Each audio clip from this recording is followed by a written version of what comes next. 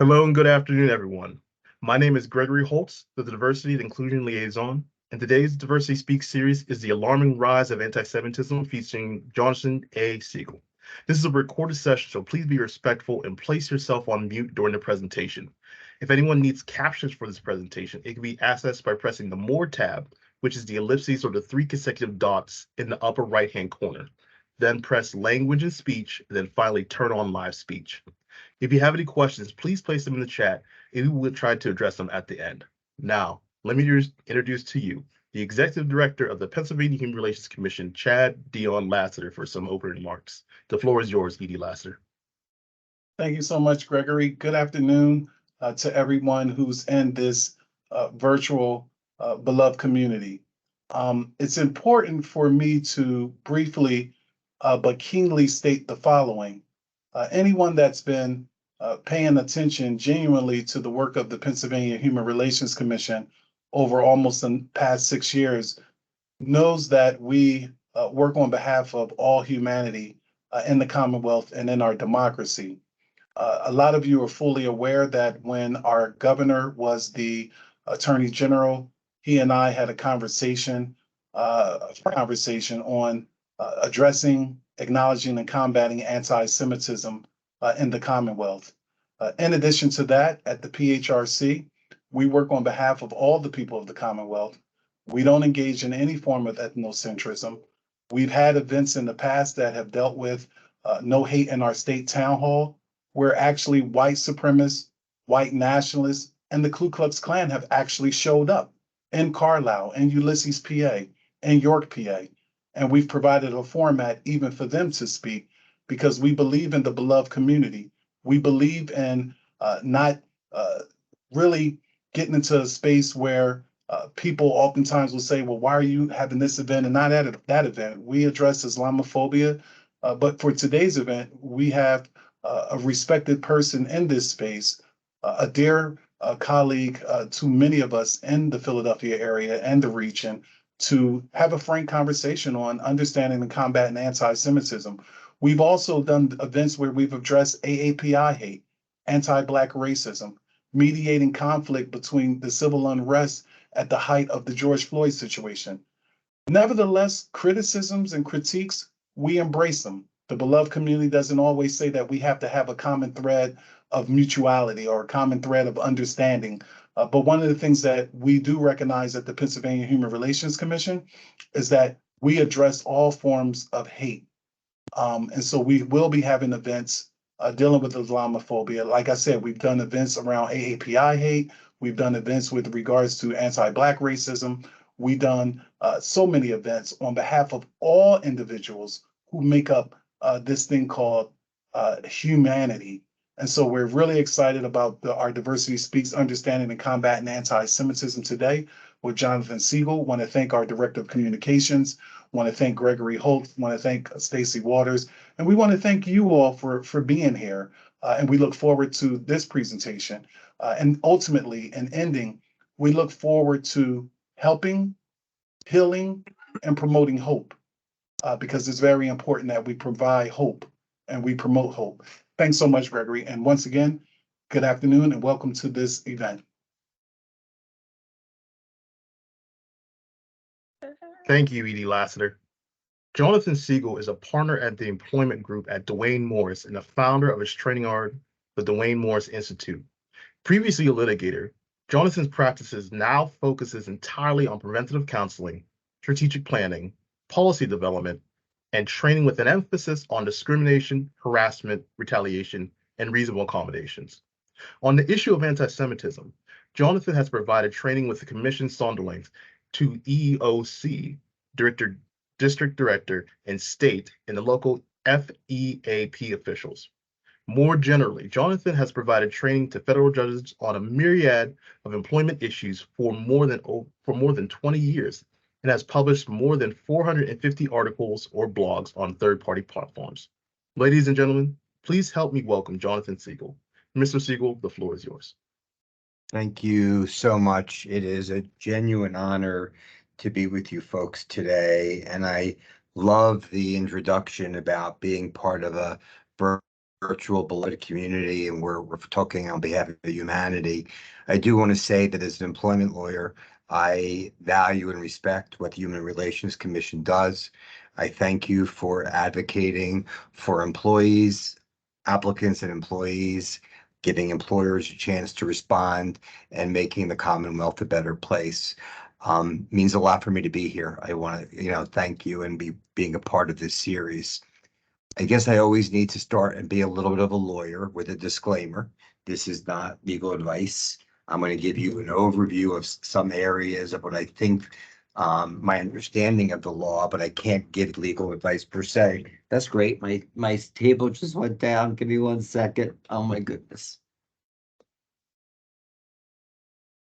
Okay. And some of the recommendations I'm going to make may go beyond what the law specifically requires, but there's a lot of this is not only about law, but about culture. So let's talk about the definition of anti-Semitism. The standard definition would be hostility toward, prejudice against, and or hatred for the Jewish people. It's an interesting point. It's not about the religion per se, it's about the people. That's relevant because in order to prevent anti-Semitism, you need to understand it. It's also relevant to where the case law has gone under federal and state laws on where anti-Semitism may be prohibited. But you don't often hear bias against Jewish traditions or rituals. It's about the Jewish people. The gold standard, if you will, for the is from the International Holocaust Remembrance Alliance. And you can read it, but it's a perception of Jews that may be expressed as hatred. It's not always hatred. Sometimes it can be, I want a Jewish lawyer, which someone thinks is a compliment. Remember when someone told that to me, they wanted a Jewish lawyer. I asked them what they meant by that. They said, you know what I mean. I said, well, I'm a lawyer who happens to be Jewish, but I'm not going to be your lawyer. And it can be rhetorical, spoken, or physical manifestations toward Jewish or non-Jewish individuals and their property, community institutions, or religious facilities. I've done this kind of training a number of times, and I'm going to include a couple personal stories just so you can get a flavor for where my background is and how it informs what I'm doing. My first exposure to anti-Semitism was my family was moving from one area to another. Our house had carved in the side of it the word Jews. We weren't there yet, but I guess it was known to be a neighborhood where there would be a lot of Jewish families. Our next door neighbors, Christian, had the word Jews carved into their house. So for me, my first exposure to anti-Semitism kind of illustrates that the anti-Semitism can affect Jewish and non-Jewish individuals alike. What is sometimes not fully understood, and if I weren't doing this kind of work, I wouldn't understand it, but that a lot of anti-Semitism is a conspiracy theory. It's this notion that Jews are less than Nazi Germany vermin, but also control the world or aspects of it to benefit themselves or to harm others. So this idea less than, but in control of. And we saw it, I'm not going to spend a lot of time on it, going back to the 14th century, the bubonic plague wiped out, I don't know, a third of Europe, including much of the Jewish community. Jews were blamed for it, and burnt alive. The Protocol of the Elders of the Zion from the early 1900s, the book that Nazi propaganda was started, a group of rabbis were secretively meeting to take over the world. And then the Nazi propaganda of the early 1920s talked about, again, Jews less than, but trying to control the world. And I said started in the 1920s because today we still see a lot of Nazi propaganda, and we're seeing swastikas and Nazi lingo in greater degrees than we've seen since the defeat of the Nazis. I included an AJC statement, that's the American Jewish Committee. If someone is interested in learning more about this conspiracy theory, which animates much of anti-Semitism, I have that there for you. Now, for those of you, again, I'm going to go to the law, but I think the background's important. Anti-Semitism didn't start with the Holocaust. Hitler didn't have an original idea. But for many people, that's the starting point of the understanding. We're not going to go into the history of anti-Semitism prior to the Holocaust, but almost everything that Hitler did had been done before. For example, Hitler made Jews put on the yellow star, and then they were taken from their homes into a ghetto, from ghetto to concentration camps, and if they didn't die, from concentration camps to death camps. Back in the 1400s, in parts of Europe, Jews had to wear pointed hats so people knew who they were. And last week in Paris, Jewish people woke up in their homes with blue stars on the homes so people would know who they were. Obviously, they didn't put them on there. So there's a rich history, I say rich in quotes, history of anti-Semitism. I need to mention how I perceive this and come to this. I have had 4 grandparents, got to know 2. 3 of the 4 survived, left Russia, left what were called pogroms, where Jewish communities were raped, attacked, murdered. 3 left. The families that survived, those that survived, almost everyone was murdered by the Nazis, shot, gassed, or otherwise. I went to Auschwitz. I had the list of the 59 names that we could come up with of my grandparents' siblings, their spouses, their children. And that was just the beginning. So this, for me, I often feel like I have secondhand smoke. My grandparents spoke Yiddish. My parents spoke Yiddish. I can speak a bit of Yiddish because when they were talking about it, I wanted to understand what they were saying. So I learned the language, and also, and this is not unique to anything Jewish, it's universal. Boy, did I love my grandparents, and any chance I had to be with them, I wanted to. So I learned some of the language. In the Holocaust, 11 million people were murdered, and every life matters equally, and that is just so important. But it had a disproportionate impact on European Jews. 6 out of 9 million Jews were murdered in Europe. Think of that number. It's 2/3 of the Jewish community. It's daunting and it's frightening.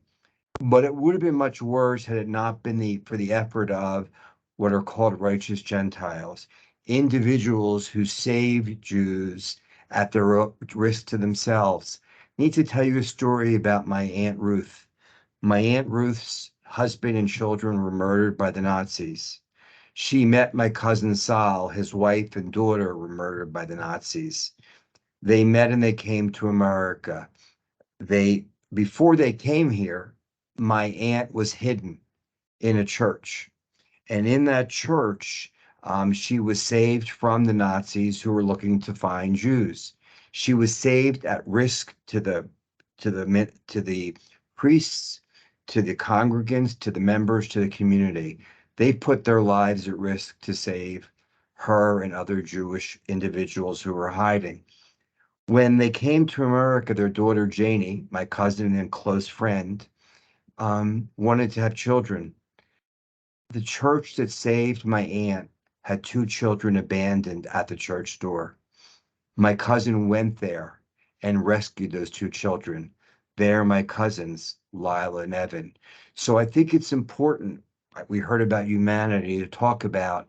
There's a lot of ugliness that happened, obviously, during the Holocaust, but there was a lot of humanity. And when I heard about giving hope, having the opportunity to talk today gives me hope. I'm reminded of things historically that gave me hope. After the Holocaust, there was a big decline in anti-Semitism, but we've seen it increase substantially in the last 7 years, and most disturbingly in the last month. We're not going to talk about the Middle East, but what we're going to talk about is what's happened in response to the Middle East.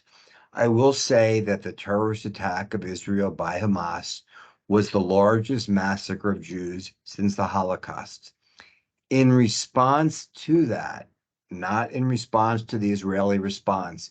In response to the attack, there has been an unprecedented increase of anti-Semitism. According to the Anti-Defamation League, if you look at the 2 weeks after Hamas attacked, compared to a year ago, the anti-Semitism went up 388%. A question was asked of younger folks, and it wasn't asked about Israel versus Palestinian rights. I support both. It was Israel versus Hamas. And half said they sided with a terrorist organization. 48% said they side more with Hamas than with Israel. And I'm not don't want to spend a lot of time there. But for me, what's really interesting is a group of individuals who were not for Hamas began to recruit and saying we're for Hamas. Do you know that we believe? And it was part of what their terrorism stands for. And people who were protesting in favor of Hamas began to walk away. So the education and the honor to be with you and provide some education is important, and for younger people too.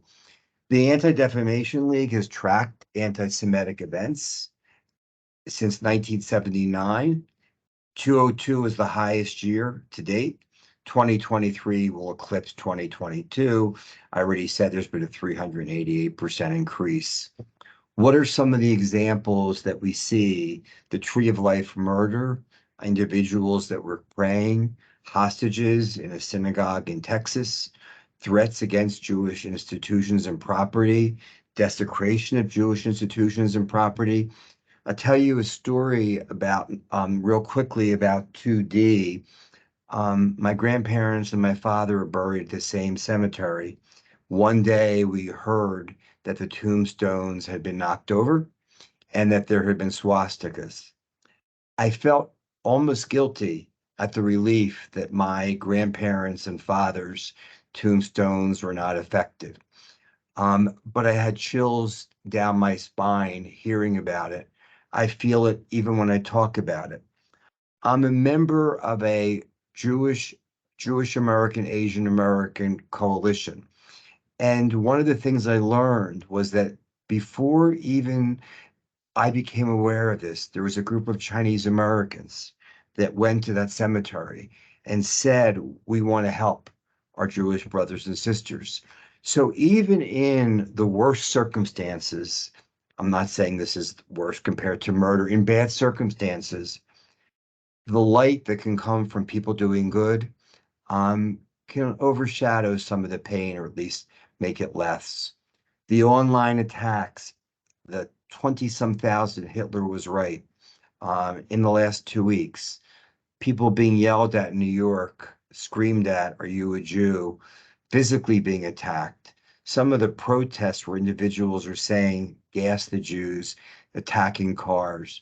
It's really important for me to say that in those individuals, we're not talking about a religious group. We're not talking about an ethnic group. We're talking about individuals who harbor hate, whether it be on the right or the left or somewhere in between. And in responding to anti-Semitism, we will not demonize any other group. And I was very happy to hear that there has been and will be a program, for example, on Islamophobia. In 2001, the day after, a couple days after the terrorist attack, I, with some other leaders, put together a program on Islamophobia because we heard the ugly rhetoric and thought we have to be our higher selves. It was individuals who attacked, not a faith, not an ethnicity. So let's talk about perceptions of Jews. And I'm going to ask people some questions. The Anti-Defamation League asked people to respond, is this probably true? This came out in 2023. 15% said Jews have too much power in the business world. I'm just going to talk about that one statistic. You can see the other. Now, when I say this, stay with me, that actually gives me some hope. How could that kind of horrible buy-in to a trope about Jews give me hope? Well, I assume that the number is really twice as high, because most people don't proudly display their hate. That maybe it's 30%. Let's assume it's 30%.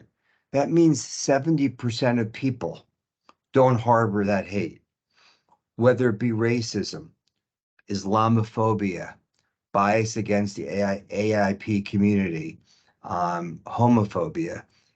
I believe the majority of people don't harbor the hate, don't follow the tropes. But the key is for that 15 or 30% to speak up and stand up. So, and that includes in our state where there's no place for hate. But there's at least 30%. And those individuals have lots of names. And one of them is employees. And in a moment, we're going to talk about what are some things that you may wish to look to in the important work that you do. I want to just give you a little bit more of a survey concerns of Jews. One of the things I've learned is from the DEI communities that what happens out there can affect how we feel at work. And I wouldn't expect people to know the kind of private conversations that some Jewish people are having, but I've been asked, is your passport up to date? To which I respond, are you kidding? That's one of the first things I checked. Is it still safe here? Two of my friends said, they're looking to see if there's property they can buy, but they don't know where in case it doesn't become safe. These are conversations that are going on. There's intergenerational trauma. I don't think it makes one weak to admit one's vulnerability. So I'm going to admit my own vulnerability. Right now, I feel so strong and warm to be part of this virtual beloved community. But I've had nights where I've woken up at 2 a.m, thinking about my 87-year-old mom. Is she safe? If we have to run, how will I take her? So this is taking a toll on the Jewish community. Again, just as other events such as George Floyd and things took tolls on other communities. There's been some questions that have been asked. For example, is anti-Semitism a problem? This was done, the poll in 2022. 89% of Jewish Americans said yes. The general population is 68. There are some who said, well, only 68. I'm encouraged by that. I'm a lawyer, but I'm an optimist still. And I look at those numbers and I think we all know more what's happening to our own communities. That makes sense. I don't pretend to know as much with other communities. I think that's encouraging that those percentages, and so encouraging that the PHRC has been focusing on this among other equally important issues for more than 6 years. This isn't a first time for the PHRC, but those numbers will be higher.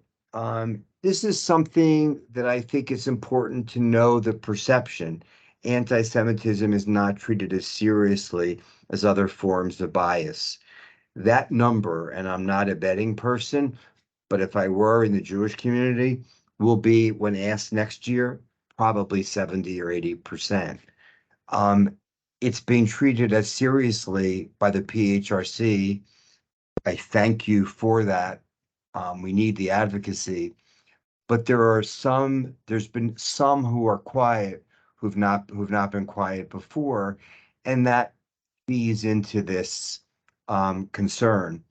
This last point on statistics, anti-Semitism is a problem for everyone, not just Jews.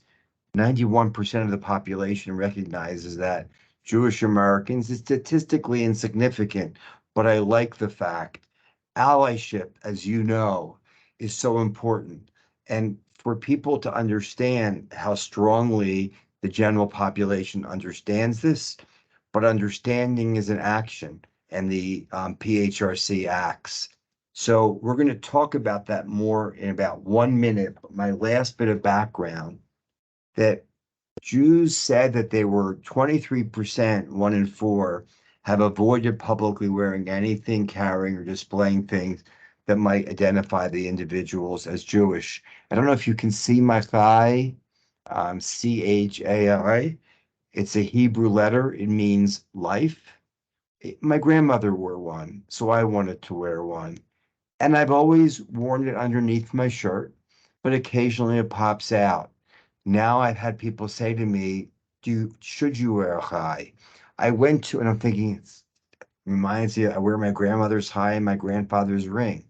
I'm not taking it off. And then I wonder, am I being foolish? I went to an event at my synagogue and people were saying they're taking down the mezuzahs on their door. They're telling their kids not to wear a Jewish star if they are. If someone asks them if they're Jewish, to say no, not because they're not proud of who they are, but because they want to make sure they're safe. That's frightening to me. Um, 23% say they've avoided wearing something that would make clear they were Jewish. I think that number is probably in the 40s. In the workplace, the number is lower, only 10%, but I think that number is even going to be higher. So I begin with the premise that we have a growing problem, that we had a period of time after World War II where anti-Semitism was less, in part because we heard from survivors. But now, for myriad reasons, sometimes referred to as the oldest hatred. I didn't say the worst hatred, I said the oldest, been around for as long as Jewish people have been around. Anti-Semitism has increased, and something that should concern us all. It's at the highest levels since the Holocaust. Your laws and the laws which you enforce, the laws which you educate on, which make our society a better place, prohibit discrimination, including segregation, prohibit harassment, which including religious, but not only religious for Jewish people, require that we make reasonable accommodations so people can work and observe their faith to a reasonable degree and prevent retaliation. If someone has anti-Jewish attitudes, the person that is saying, for those of you that go on social media, I have to give a disclaimer, it's not a pretty place to go. You can see some really ugly racism and sexism and anti-Semitism and Islamophobia. But for now, this program, I'm going to focus on the anti-Semitism. You see so many people saying horrible things. And again, many of them are employees. Some of them who do so proudly with their employer's name on their social media feed. When they go into workplaces, there will be discrimination, there will be harassment, there will be a refusal to comment, and there will be retaliation. So we can't assume people are going to check their bias at the board when they come into the workplace. So let's talk about what are the protections for Jewish applicants and employees. And if I get anything wrong in my description of what the PHRC requires or prohibits, please let me know. I relish the opportunity not only to share, but also to learn. So the PHRC recently developed new regulations that I guess it was last year that defined the scope of the law. And one area was religious creed. And it tracks Title VII. It includes all aspects of religious observance, practice, or belief.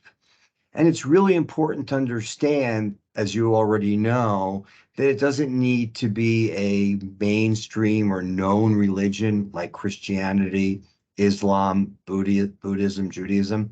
It can be someone who has strong moral ethical beliefs as to what is right and wrong, which are sincerely held with the strength of traditional religious views.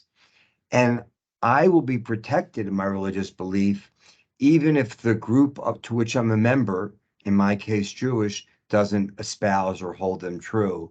So I begin as a lawyer when clients say, do we need to accommodate? I say, let's not use the word need. Should we accommodate? Because I don't want to begin with need on the assumption that we don't want to. I begin with the assumption we want to. Is the religious belief, does a person have a protected religious belief? And if so, is there reasonable accommodation potentially applicable? I begin with the presumption that the professed religious belief is protected under religious creed. There can be narrow exceptions, but I believe what I've said is consistent with your practice. Someone who is considered a secular Jew can still claim or challenge anti-Semitic discrimination or harassment. There's no requirement for a level of religious observance. So if someone is harassed because they're Jewish, they wouldn't have to show they go to synagogue, they keep kosher or the like, any more than anyone of any faith would have to show that. So what protections can there be? Under federal case law and under EOC guidance, anti-Semitism could be related, and a couple words got knocked out. It's not only, oh no, it's there, not only based on religion, but also based on potentially national origin. A couple courts have said race. It could be with Marazi Jews' color, or even genetic information. That's why I said at the very beginning, the International Holocaust Remembrance Alliance, and just a kind of standard definition, it's usually not criticism of or hostility toward Jewish tradition, but toward the Jewish people as a people.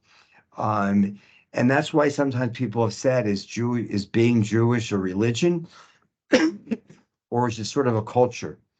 And the answer may be for some more of a religion or faith, and for some an ancestry, a shared bond. But under at least federal law, there are cases that would suggest it could be national origin. Title VI, when it comes to discrimination by educational institutions, there's Title IX, which is gender. There's Title VI, which is race, color, national origin, and national origin. It doesn't include religion. Jewish individuals have been held to be protected under Title VI by the Office of Civil Rights because of the shared ethnicity, if you will, based on national origin. So that's something to keep our eyes on when we look at matters that people bring, not only based on faith, but based on the peoplehood, if you will. I also want to mention that sometimes people talk about American Jews as a white group. There's rich diversity within the Jewish community. I picked the lowest number percentage. I think it's higher, but at least 8, perhaps 10% of American Jews are not white. They're Black, they're brown, they're Asian. Someone who worked for the EOC said someone said to her, "Oh, you don't look Jewish." She's a Black woman. I thought her answer was marvelous. This is what Jewish looks like for me. So it's important to recognize that there are Jews of various races, ethnic backgrounds.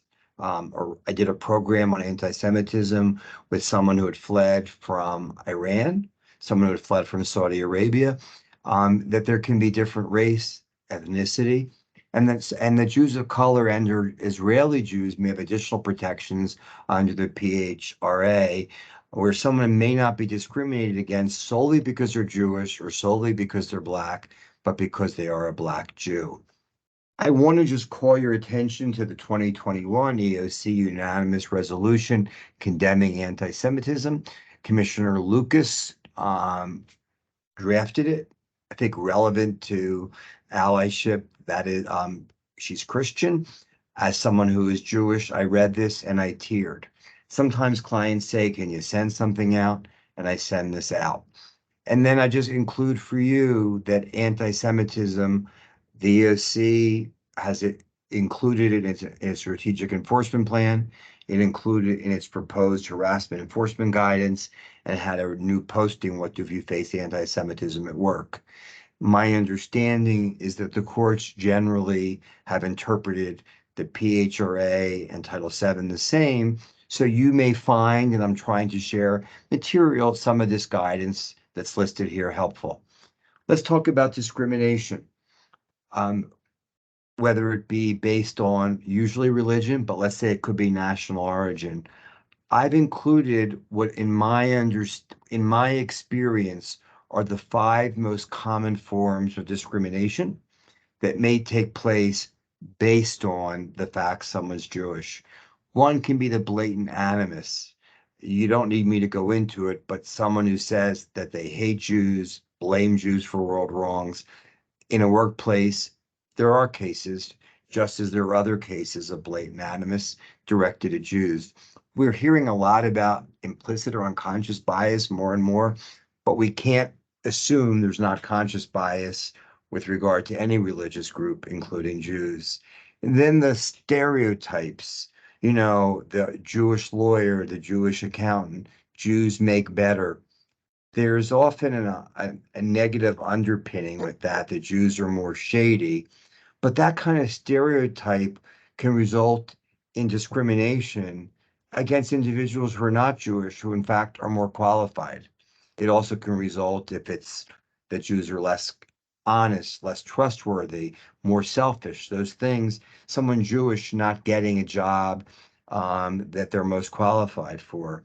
In Price Waterhouse, the Supreme Court said sexual stereotyping is a form of sex discrimination. Stereotyping about Jews, negative, or I'm saying in quote positive, because there's no such thing as positive, would be a form of discrimination under the Human Relations Act. The accommodation assumption. I don't want to hire someone because they look or they appear to be an observant Jew, and I'm concerned they may need time off, and I don't want to give them the time off to leave early on Friday or take Saturday. Not an obligation, but an inquiry. Avoiding that accommodation obligation by discrimination. We should keep our eyes out for that. Appearance.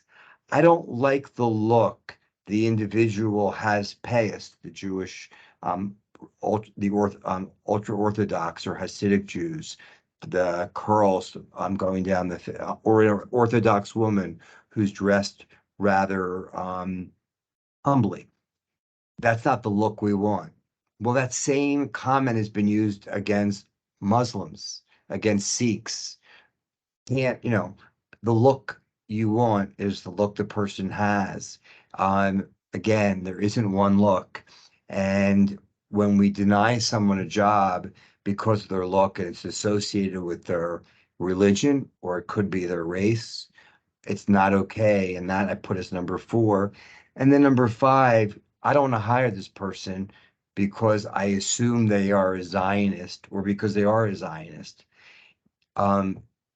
The assumption would be sort of an associational discrimination. Someone came to me and said, someone said something about applying for a promotion, and they were told, well, are you sure you want to work in this area? After all, you're a Zionist. The person said, how do you know I'm a Zionist? And number 2, why would that be relevant? And then they actually had a good conversation. They talked it through, so it won't get to you folks. It's not in Pennsylvania either. But I list those as the 5, in my experience, most common forms of bias that could apply to Jewish applicants or employees. And as I've tried to do, I've seen that same kind of animus in slightly different ways against Sikhs, Muslims, and also and other religious groups. And but when I train clients, I emphasize very heavily, customer preference is not a defense. We can't allow people to discriminate based on what customers may want. We've seen it in the disability context. We've seen it with race. We're seeing now a little more of it with religion. No is a complete sentence as to why we can't do that. Job segregation, the EOC specifically says you can't segregate people based on their religion or other protected characteristic. My understanding is the Human Relations Act doesn't have a separate prohibition on segregation, but it's within the prohibition on discrimination.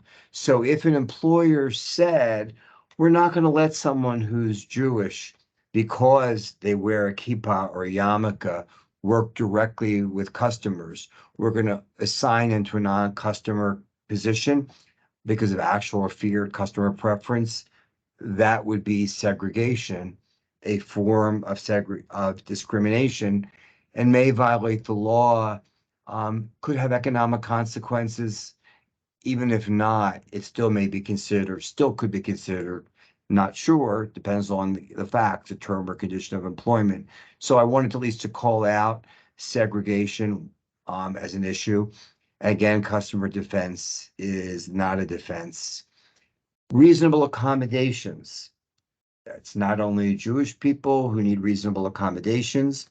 Title VII says we have to make a reasonable accommodation about known religious beliefs, practices, or observances that conflict with an employment requirement that do not I'm embarrassed I got that typo. Do not impose undue hardship on the employer's business. The term religious creed is used in the PHRA includes the failure to provide a reasonable accommodation for a religious observance or practice. The word belief is not there, but I have to believe from my experience with the PHRA, religious beliefs would be covered. In fact, they are under the case law. Again, Title VII and PHRA are substantially similar, and the Pennsylvania courts, federal and state, generally interpret them consistently. So my understanding, and if I'm wrong, please educate me, that the duty to accommodate religious creed would cover religious belief, practice, or observance, even though the word belief is not expressly covered. And then there's an undue hardship defense. And the undue hardship defense, the language doesn't say there's two different undue hardship defense. One of them is for job modifications, which is usually what applies if it's going to apply to Jewish employees. Doesn't explicitly say on the employer, but I believe that's what the case law would say. Just a reminder, the Groff case says more than de minimis. It is not the law. It needs to be a substantial burden on the employer's business. That's a higher burden than more than de minimis. How it compares with the ADA is not entirely clear. So that's just a bit of background. If you haven't read the Groff decision, it's a really important decision. But what are the most common accommodations that we see Jewish employees, applicants for employees want? No head coverings, a rule that says no head covering. Well, can that be accommodated? Usually the answer is yes. That would also protect a Sikh who might be wearing a turban. No facial hair. There are many faiths where individuals need, as part of their faith, have facial hair. There are many times where a rule against facial hair could have an adverse impact also on racial minorities. So those are areas where if there are dress or grooming rules, you would want to look potentially for reasonable accommodations. The other area, and I guess it's kind of obvious, is adjusting working hours or days. No per se rules, individualized assessment is critical. Could there be a voluntary swap? If I need to leave early on Friday, is there someone who could do that for me? Let's assume there's no one who could hold my job, could do it. Well, then we have to look to whether there's an alternative position that the person could perform for which they're qualified. When I counsel clients, one of the things I always say is, is there someone else who could voluntarily swap? If not, that doesn't end the analysis. Is there an alternative position to which the employee could transfer? 3B2 in my outline, the EOC has some helpful guidance on that. I am experiencing more Jewish employees who are observant saying they want to take the time off now. Just as some are less likely now to want to acknowledge publicly who they are because of fear, some individuals are saying they want to acknowledge more who they are out of pride. I don't condemn or condone any one or the other. I understand the fear and I understand the pride, but I want to tell you that employees in workplaces, you may see an increase in individuals seeking accommodations. And just as we know with other areas, someone could say, historically, I have not observed the Sabbath, but now I want to do it. What someone hasn't done historically doesn't mean they don't have a right to have a change. There's still the reasonable accommodation issue, subject to undue hardship. You folks could teach me on undue hardship. What I wanted to just say is look at Groff. It's really a helpful decision. And these are the areas on slide 35 that I think are the most common with Jewish applicants and employees. Harassment. We all want to have in our workplace communities inclusion, where there's a culture where people can feel a sense of belonging, be their authentic self, not be subject to offensive conduct based on who they are. And we can't have that in any workplace if there's harassing conduct based on or aimed at any protected group. We often, at the EEOC, the three most common forms of harassment are sexual, racial, and disability. Today, I want to talk a bit about religious. And although I'm going to focus on individuals who are Jewish, I want to parrot what we heard from the executive director at the beginning and mirror it and saying this would apply to any faith or any religious community, harassing someone because they're Christian, and I've seen that, because they're Buddhist. It's not all, it would include the protection from harassment, Jews, Muslims, Sikhs, but it also would include Christians, it's Buddhists, etc. There are two kinds of religious harassment. And when I tell people sometimes quid pro quo, they're saying, isn't that sexual harassment? No, that could be religious harassment. That could be where a manager is required to abandon their faith, refrain from practicing Jewish, or follow another faith as a condition of employment or any term, condition, or privilege of employment. So if a manager were to say to an employee, would you like to go to a prayer meeting with me? And the Jewish employee said, I'm of a different faith. Thank you, but no. I don't think it's wrong to ask, but no means no. And then if the person said, well, if you're not willing to follow my faith or refrain from your faith, then I'm not going to promote you. That would be an example, I believe, of quid pro quo religious harassment. Then you have the hostile work environment, which the conduct needs to be offensive, as you know, subjectively and objectively unwelcome, hostile, and either based on or directed someone because of their Judaism or their Jewishness.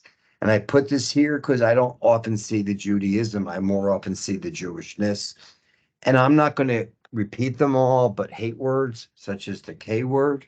There are people that say they don't know what that stands for sometimes, rhymes with bike. I won't say it, but the word has been used.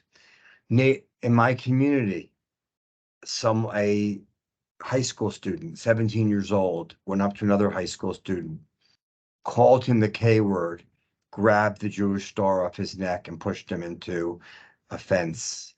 To be so young and so full of hate. I hope the corrective action is strong. I also hope that there's an opportunity for him to learn and not grow into someone who does even worse. But the K word, the EEOC guidance on harassment, I think it's a terrific document. I applaud the EEOC for producing it. They include examples of things that one is enough. One example may be severe enough. One of the examples they include, with which I agree, is a manager saying to a Black employee using the N word. I think the same might be true of an employee saying manager to a Jewish employee, the K word. Hate symbols such as swastikas, we see them sadly being, I don't want to say all over, but really all over. In a workplace, I don't think I could work in an area if there were a swastika there. I guess if I had to, I would. Um, but no one should have to. See it, we take it down. Someone making conspiratorial theories about Jewish control of the media, the media, government finance, etc. An example that I know of was someone was complaining about something, expressing concern, and the person was told, as I at least told me, they were told, okay, Jew boy, you folks control everything. Talk to one of your friends in the government, they can fix it for you. Obviously unacceptable, but that's sort of discounting a concern and on the ground that Jews were in control. Jokes, I put that in quotes. You folks know this, but I want to emphasize this. Sometimes when I do training, people say, oh my goodness, you can't tell any jokes nowadays. Well, if your jokes make fun of or disparage people based on who they are, then maybe you shouldn't joke. But jokes that make fun of people because they're Jewish. And for this example, I want to add Christian, Muslim, Sikh, Buddhist, Taoist, or someone who has no faith at all. Anti-Semitic slurs. Um, I need to say it just to give the example. Someone is told to Jew someone down, to negotiate in a very rough way, often suggesting um, unethically. And some of you may be nodding. I can't see your faces, so I don't know. Please don't use the word didn't mean to expression, didn't mean to gyp you. You may not know that, but it comes from gypsy. Holocaust denial. Scary how many people deny it's existed or have trivialized it. I don't believe it really happened. Well, I've read a lot of books. I've been in a gas chamber and I still can't believe it happened, but it happened. You folks know that one of the biggest dangers can be if in an investigation, someone says, I can't imagine anyone doing that, therefore it didn't happen. Um, every time I have an assault case, sexual assault case, I remind myself just because I can't conceive of any human being doing that doesn't mean it didn't happen. And there have been some cases where Jewish privilege is specifically called out. Um, Not sure why we would, if we can talk about privilege, but to pick a particular group, we don't talk to say if we said Italian privilege or Irish privilege or Jewish privilege, that would be problematic to me. If we said privilege that goes along with being white, that would include Jews along with other non-Jewish people. But calling out Jewish privilege, there's been some examples, to me is problematic. I want to deal with this issue. It's a sensitive issue, but I don't think I can be complete without at least acknowledging that harassing conduct with regard to Israel. And I want to give this example. One example, first of all, being critical of the Israeli government doesn't make one anti-Semitic. We saw protests in Israel for the last 9 months. For some Israelis, being critical of the government became a full-time job. But where could it become harassing? Blaming someone Jewish for activities or conduct of the Israeli government with which they don't believe. Demonizing everything negative and saying this must come from Israel. Or I just want to mention these all are reflected in the International Holocaust Remembrance definition, which has been adopted in 40 countries, 30 states, including Pennsylvania. And the concept here would be only focusing on Israel and not begin with the premise that Israel, like other countries, has done wrong. Only focusing on that, but ignoring what's happening in China or in the Sudan or in Syria. Sort of a myopic focus. I've often given this example to people who are not in our world, but I think maybe you'll understand this one. 5 people steal intellectual property, 4 men, one's a woman. The only one that's talked about, it is called out, is the woman. That would, to me, be sexism. 5 people steal intellectual property. 4 are white, one is black. The only one talked about or called out is the employee black. That to me would, again, feel racist. If we only focus on Israel and don't deal with anywhere else on the globe, at least know that there are many people like me who may be critical at times of the Israeli government, but don't want to see a double standard. So this is a sensitive area. I acknowledge that. I don't believe there are two sides to terrorism. I do believe that there are valid perspectives on the Middle East from the Israeli perspective, from the Palestinian perspective, and for those of us who care about both communities and pray for peace. But that's different from demonizing, delegitimizing that Israel shouldn't exist. Where do the 9 million people go? Or a double standard? And then the current events, kill all the Jews, gas the Jews. I would think, and the EOC guidance is helpful here, if one of your employees was posting that, let's just do posting, and their coworkers saw it, how could anyone feel comfortable working with, particularly but not limited to, someone Jewish, someone that's saying gas the Jews? Sadly, we see lots of that on college campuses. Not all people, it's a relatively small number, but they're there, and we need, relative to the number of students, we need to be aware of it. And even if something happens, not directly connected to work, it can spill over into work. You might want to look at the OC guidance there. Corrective action is obviously important. I already mentioned one can be enough in some cases. And then the last area is retaliation. And I want to mention that, when I say I know because I've worked with you folks for 30 years, that even if the original concern doesn't have merit, that we need to pay attention to the potential for retaliation. And I just want to give you two examples in the interest of time. One is a university dean who condemned anti-Semitism and was told that was inappropriate because it could make others uncomfortable. I'm not sure how condemning one wrong could make others uncomfortable. If someone condemns homophobia, if someone condemns racism, if someone condemns Islamophobia, if that makes others uncomfortable, they'll let them be uncomfortable. The same thing with anti-Semitism, was told to retract their condemnation and was given a disciplinary warning. An association of children's books, was a Black woman who worked there. She condemned anti-Semitism. She received death threats, literally, and was asked to resign. It's a horrible example of retaliation and failure to protect the individual. We've done work together. I know her. You can Google and you might see it. But I mentioned that's just crazy. But then again, so is much of the anti-Semitism based on crazy conspiracy theories.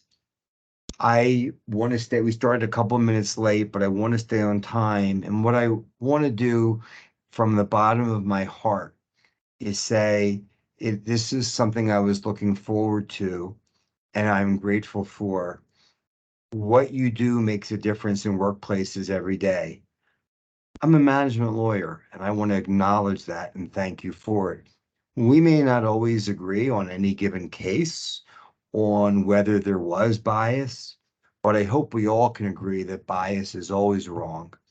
And I thank you so much for including in your other talks, among equally important issues, a discussion of anti-Semitism. I see a lot of Jewish people saying we're not okay. We're really not. You know, I know how to be strong, but I also want to tell you that knowing you're focusing on this makes me feel better. And anyone that else that knows about it, I hope will make them feel better too. So I guess I have a couple seconds for questions, but sincerest thank you for what you do and for the opportunity to be with you today. Thank you so much. Thank you. And before we go to questions, I just want to say for you, just thank you for being vulnerable and just being who you are.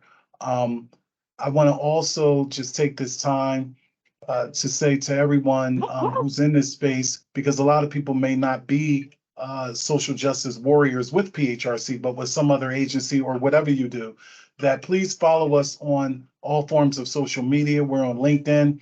We're on Facebook, we're on Instagram, we're on Twitter. We have a lot of social justice events that we partake of. And then lastly, I want to say that at the PHRC, the Anti-Defamation League and others, they do annual trainings on us so that we can deal with our isms. Though we do the work, we're racialized, we're socialized, we're all imperfect human beings trying to be better. We're being as we become. And so I just want all of us to recognize that we can start with ourselves, no matter how you view anything in this world, anything in this democracy, anything in Pennsylvania.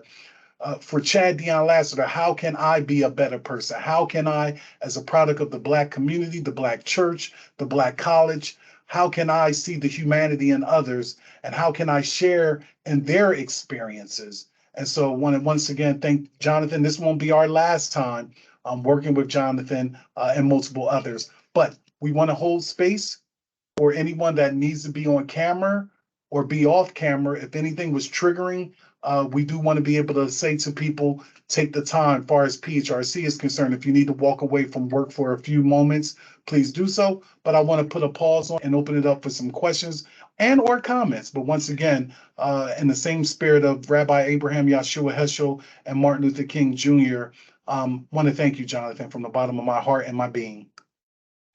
Thank you so much. Very moving. Good afternoon, Yes. Jonathan. I want to thank you so much for this presentation. Lots of great information here. I particularly want to call out your the intentional way with which you were so inclusive of other faiths and those type of examples. It was a masterful presentation. I hope we get a copy of it. Really appreciate it and learned a lot. Thank you so much. Thank you, Mr. Garcia. I want to clean up that typo I saw in the PowerPoint. That wasn't masterful, but I appreciate the comment and thank you so much. Yeah, and Jonathan, this is Joel Bolstein. I'm the chairman of the Pennsylvania Human Relations Commission. You and I have a lot in common. My grandparents also left Russia as a result of pogroms and just religious persecution and discrimination. And before they did that, I had 23 generations of rabbis in my family. Wow. It's a difficult time, like you said. For many of us, we are not okay. And we look to our friends and our colleagues for their understanding, because it's not an easy time right now. So thank you for your discussion. Thank you, Mr. It's Bolstein? Bolstein, yes. Yes, and you know what? If I can say one thing, sometimes I got a call yesterday and someone said, I was thinking about you, I don't know what to say. I said, you just said exactly what I needed to hear. There's no magic words, just knowing that you're in someone's heart makes all the difference. But I've thank you, had sir. many colleagues in my law firm. I'm a partner at Fox Rothschild. I've had many colleagues just stop by and come in and sit down and just have a nice little talk, and they tell me that they're thinking about me, and I'm greatly appreciative. So we are at PHRC one big family. When any of us feel hurt, we all come to their aid and their assistance, and that's what makes it so wonderful being part of PHRC.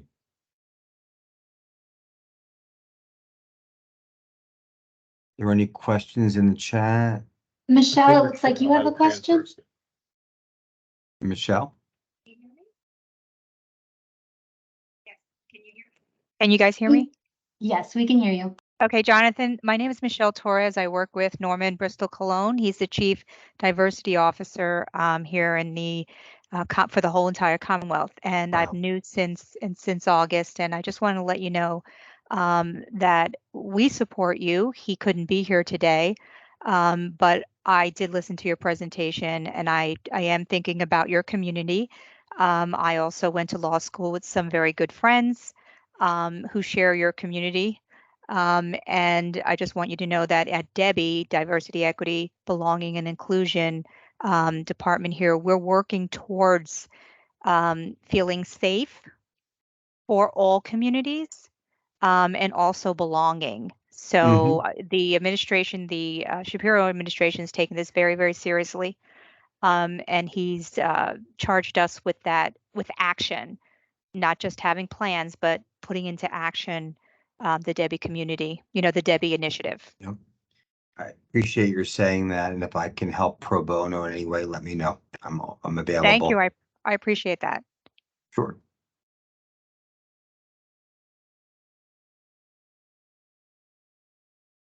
Okay, it looks like we have one more question. Hi, Jonathan. Thank you very much for this presentation. I've learned a lot, and think it was interesting hearing about your family's history, and I liked how you included all sorts of different kinds of discrimination.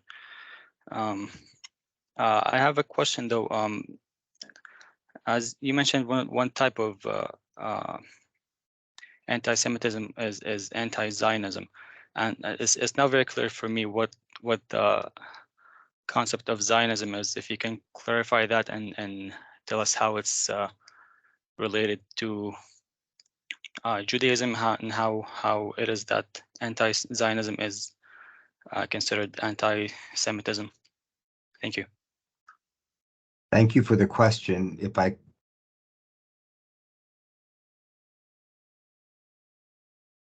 Oh, no.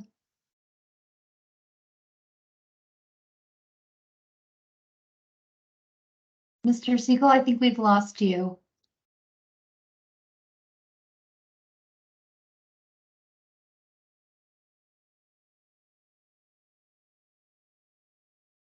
What we can certainly do for Bilal is Director Rothman, if you can give Bilal, if you could be so kind to put your information in the chat, we can facilitate a virtual email introduction between you and Jonathan Segal.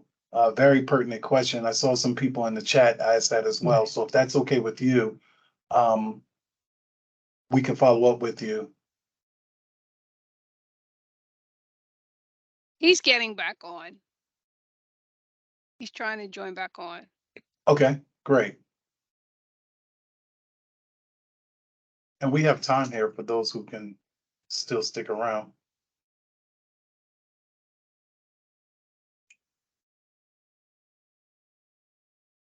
He's back. Okay.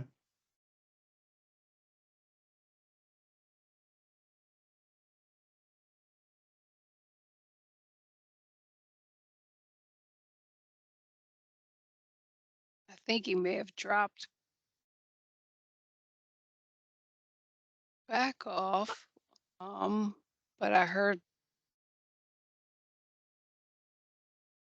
thought I heard him come back on. Well, let's give it a second or two. There he is. There he is. Okay, great. His mute is on. Take yourself off of mute, Jonathan. It's only 4 years. Why would I know how to do that after 4 years? I'm sorry. So the question was, what is Zionism and how does that relate to anti-Semitism? I do need to say first, again, one can be critical of Israel without being anti-Semitic, full stop. What I also want to say is that Zionism is the belief that there should be a Jewish homeland or a place where Jews can go. It's as simple and as complicated as that. For thousands of years, Jewish people have been going from country to country, and then when our welcome has been worn out, then going to another country. Israel now, a Zionist state, it's a Jewish homeland, but not just for Jewish people. Where anti-Semitism can relate to Zionism is if you say there's not a right, if you say that there shouldn't be a right for Israel to exist. Let me substitute something. If I said there shouldn't be a right for France to exist, you might think, boy, that person has an issue with France. Or a person would say, well, my gosh, I don't think there should be a right for Italy exist. Well, that person has an issue with Italian. If you said, I wish Israel were different, that's not anti-Semitic. If you say Israel shouldn't exist, the anti-Zionist, I think that's based on a Jewish peoplehood. The question is so good, I can't answer it adequately other than to say the American Jewish Committee has, I think, some thoughtful, non-doctrinaire information on when anti-Zionism becomes anti-Semitism. I'm sorry, I can't give a more succinct answer than that. Okay, thank you so much. Before we conclude, I saw my dear brother on here, David Edelman. David, do you want to provide a update on some of the work that you've been doing in the space with the Black Jewish Alliance? I don't know if David is still in this space. Any other time, David would be biting at the chops. I think we have one more question or comment. Someone made MY. Someone wrote in the comments about saying Jews are inherently violent. Someone at a technology company in California said it must be hard to be Jewish when there is an inherent desire to kill. And that person was transferred but didn't lose their job. Question. Oh, I'm sorry.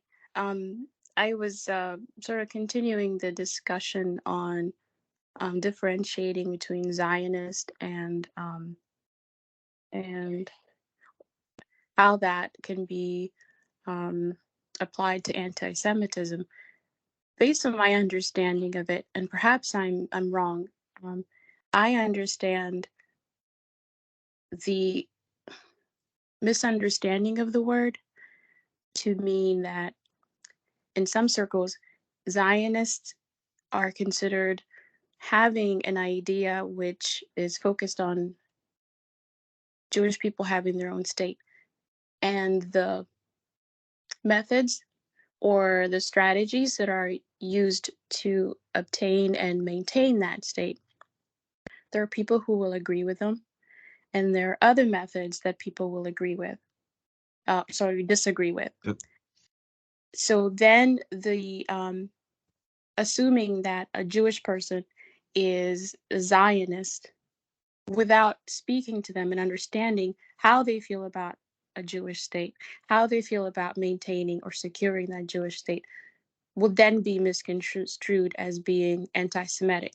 Similarly, I would equate it to me walking around with a headscarf and then someone assuming that I am a jihadist, which is okay if they understand the difference between a spiritual jihad and a political or violent jihad, so to speak.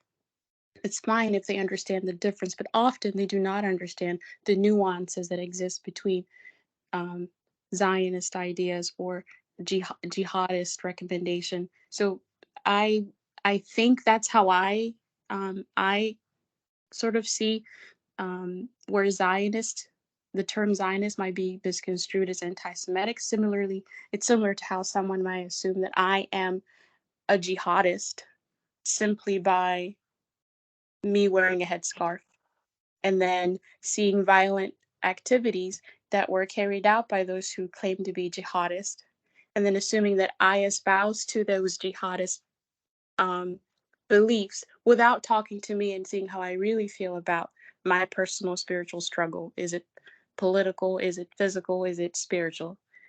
That's how I think I understand how the term Zionist could be thrown out as an insult, is similar to how the term jihadist could be thrown out as an insult by those who aren't aware of the nuances. If I can just take 1 minute, I love the dialogue. I appreciate your sharing that. I think it's interesting how we have our own experiences and that can reflect on how we hear or see something. I appreciate so much what you said. It's really very important. Do I have time just to say one last thing? Yes, go ahead. Because I know design is an issue, it can be hard, harder than some of the others, but thank you again for sharing what you did, Miriam. After the Tree of Life murder, back in Pittsburgh area, I went to my synagogue and you couldn't get a seat. There was a choir of clergy, Catholic, Protestant, Muslim, Buddhist. There were Democratic leaders and Republican leaders. There were Black civil rights leaders and members from the Asian American community, all with a common message, that their Jewish brothers and sisters were not alone. At the end of the service, a pastor spoke, and what she said is, when you do things to any of us that are bad, you do it to all of us. I think borrowing a bit from Mark, when you do something positive for any of us, you do something for all of us. I studied Christian origins in college. I feel like what you do, when you do it for one group, you're helping all groups. So while today the focus was anti-Semitism, the work you do in this area will benefit, I hope, other groups and vice versa. And I just want to end where I began. This is an honor. If I can ever help in any way, please let me know. My time is available. Once again, thanks so much. And we look forward to continue to build the beloved community, not just here at the PHRC and the Commonwealth, but through our democracy. It starts within our human brokenness as imperfect human beings, trying to reduce the lesser parts of ourselves and highlight the higher parts of ourselves. And so looking forward to much more concentrations and multiple spaces, so that, like our chairman always says, everybody in the Commonwealth has an inherent right to be protected under the law. Take care, everyone, and make sure you take care of yourselves emotionally and otherwise. Thank you. Thank you.